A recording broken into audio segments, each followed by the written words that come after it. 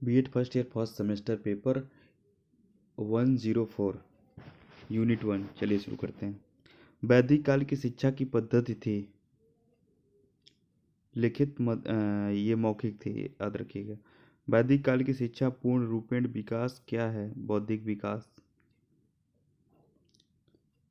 तमसो माँ ज्योतिर्गमय कथन मूलतः है उपनिषद से।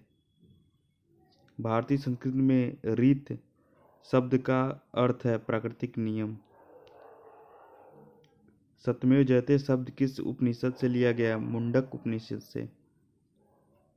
सत्यकाम जवाल की कथा जो अनब्याही माँ होने के लांछन को चुनौती देती है उल्लेखित है छांदोग्य उपनिषद। छांदोग उपनिषद याद रखिएगा।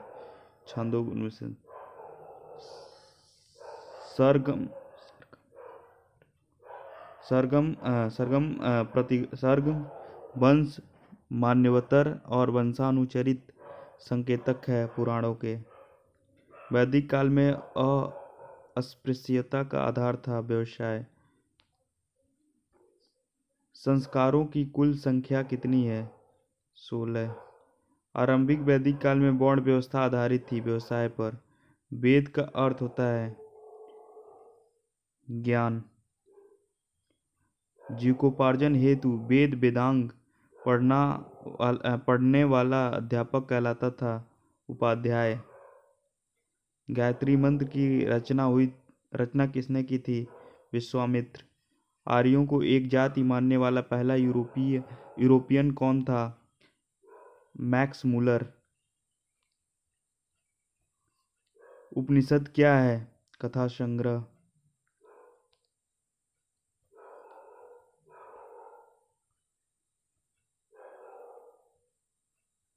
बौद्ध धर्म की पवित्र ग्रंथ कौन सा है? त्रिपिटक याद रखिएगा। 4 महान सत्य की अवधारणा निम्न धर्मों में से किसकी है? बौद्ध धर्म की। बौद्ध धार्मिक ग्रंथ त्रिपिटक किस धर्म से संबंधित है? बौद्ध धर्म से।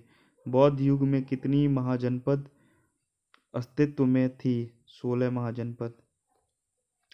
एशिया का प्रकाश भी कहा जाता है गौतम बुद्ध को। बौद्ध साहित्य किस भाषा में लिखी गई है? पाली में।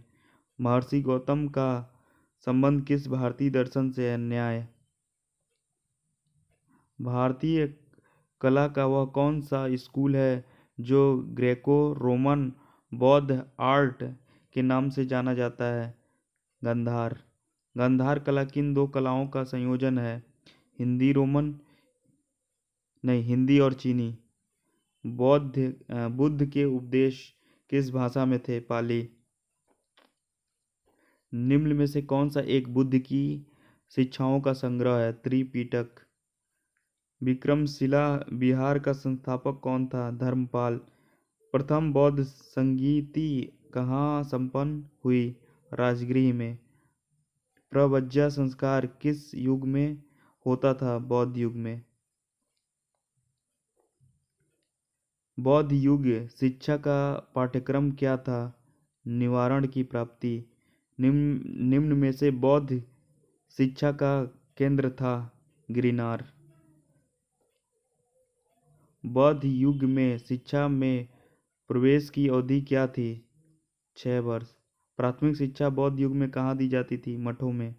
बौद्ध शिक्षा में शिक्षा किन स्तरों पर विभक्त थी? सार्वजनिक, प्राथमिक शिक्षा, उच्च शिक्षा।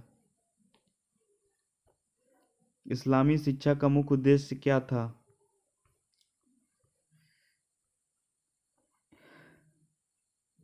इस्लाम धर्म प्रदर्शन का प्रचार करना।